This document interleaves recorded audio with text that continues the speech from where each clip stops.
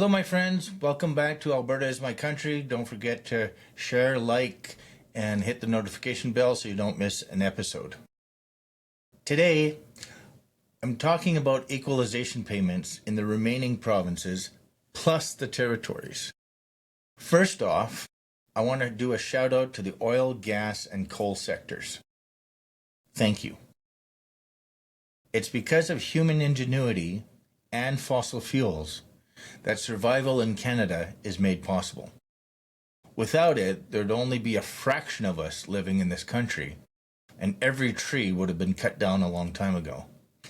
It's a very hostile climate. Canada, for the most part, is a frozen climate. For many months of the year, most of our country is under ice and snow. Saudi Arabia is an arid climate. Jamaica, a tropical climate. So when it rains in any of these areas, it's just weather, okay? Climate and weather are not the same. As I said earlier, it's been fossil fuels and human ingenuity that has allowed people to survive and thrive no matter where they live on the planet. That's especially true in the Yukon, Northwest Territories, and Nunavut. Okay, in today's podcast, thank you, Jordan, by the way. I kept calling it a vlog. He said, no, it's a podcast, so welcome to the podcast. I want to talk about the topic of equalization in Canada, where today I'm zooming in on Ontario, Manitoba, the Northwest Territories, Yukon, and Nunavut. How do these regions get federal support, and what's the deal with their oil and gas resources? Are they drilling away like they do in the have provinces?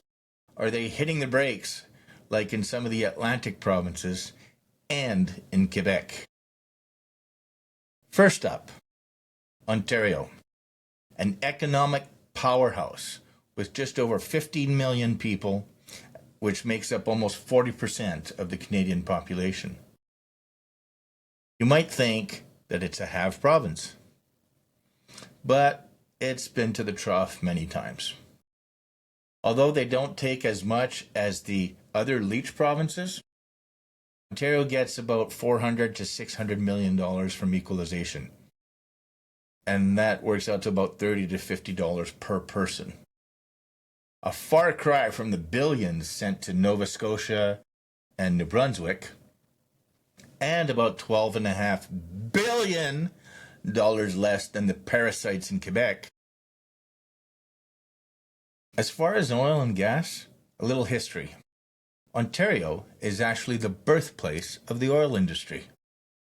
As a matter of fact, the very first oil well was in Ontario, not Alberta. Back in the 1850s in Oil Springs, Ontario, was the first oil well. The second gusher was about 12 kilometers away, and that area became known as Petrolia, Ontario, in the 1860s. The first oil refinery was in Hamilton shortly after those two fields were developed. The first oil well in Alberta was 40 years later, in 1902, in what is now known as Waterton Lakes National Park. Now, back to Ontario. Ontario and Quebec are manufacturing powerhouses. The manufacturing sector in Ontario has had its ups and downs, and today,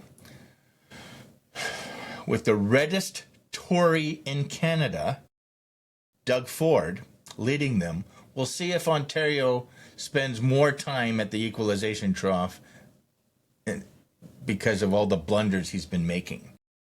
Good job, Doug, pissing off your biggest customer in the U.S. I just shake my head when I think about when he said, hey, Danielle Smith, turn off all your oil and gas and quit sending it to the U.S. Who the hell do you think you are, telling another premier to shut down their industries? She didn't say that to him. Hey, Doug, shut down all your auto industries and your electricity to the U.S. I mean, such arrogance. He wanted Alberta to jump on the sword and take the hit. Didn't hear Danielle say that to him, though. I mean, the arrogance is baffling. And then he goes and spends, what, $100 million on an ad that only pissed off the U.S. even more? Totally stalling the trade talks? Good job, Dougie. Good job. Anyway, then he counts on his buddy Carney. I mean, they're all both red anyway. Who ends up stabbing in the back because Carney goes and signs a deal with China for EV cars, which totally puts a knife in the auto sector in Ontario. Buffoon. Good job, buddy. Overall, I think most of the people of Ontario are hardworking. Right up until you get to Toronto, the GTA.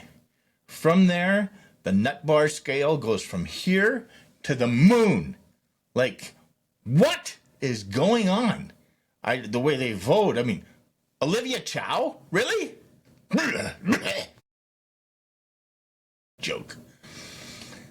Now, to their credit, they are sitting on the Ring of Fire. The Ring of Fire is in the lowlands of James Bay in northern Ontario. It's, I think, 7,000 or 8,000 square acres, and it's mineral rich. It is a huge payload of opportunity for decades to come.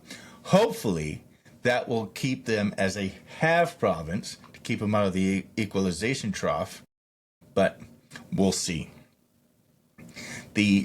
That project alone is huge. On to Manitoba. Excuse me. Manitoba, unfortunately, has been irregular at the equalization trough. They have about 1.4 million people, 1.5, and they get $3,000 to $4,000 per person in equalization, just like their maritime cousins.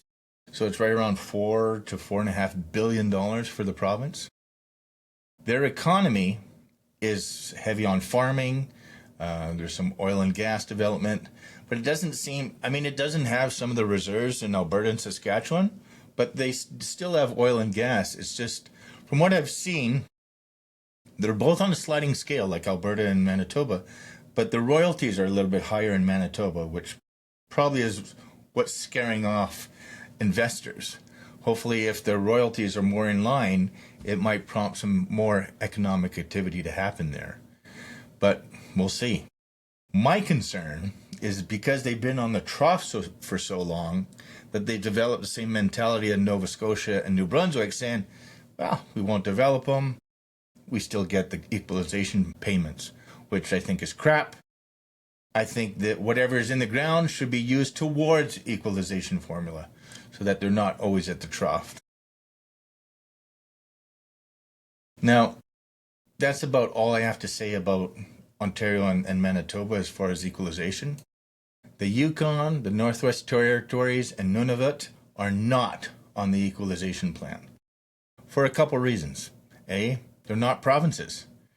They're territories which have a huge federal influence. Think bureaucrat. They get a territorial formula financing, or TFF, and that makes up, in many cases, 80% of their budget or more. Think about it. There's about 130,000 people spread out over a vast landscape, extreme weather, huge distances, high cost for everything. On a per capita basis, anywhere between $40,000 and $55,000 per person, depending where they live in the Yukon or Nunavut or their territories. Now, there is some oil and gas development onshore, but there's nothing offshore. There's actually a moratorium on that kind of stuff. There's also mining, gold and diamonds. But outside of that, that's about it. The climate is just too extreme. As I mentioned in the beginning, without fossil fuels and human ingenuity, the population north of 60 would drop like a stone because they'd all be freezing to death. So again, thank you. That's everything for this week. Thanks for tuning in. Don't forget to share this far and wide. And remember, Albertans don't kneel.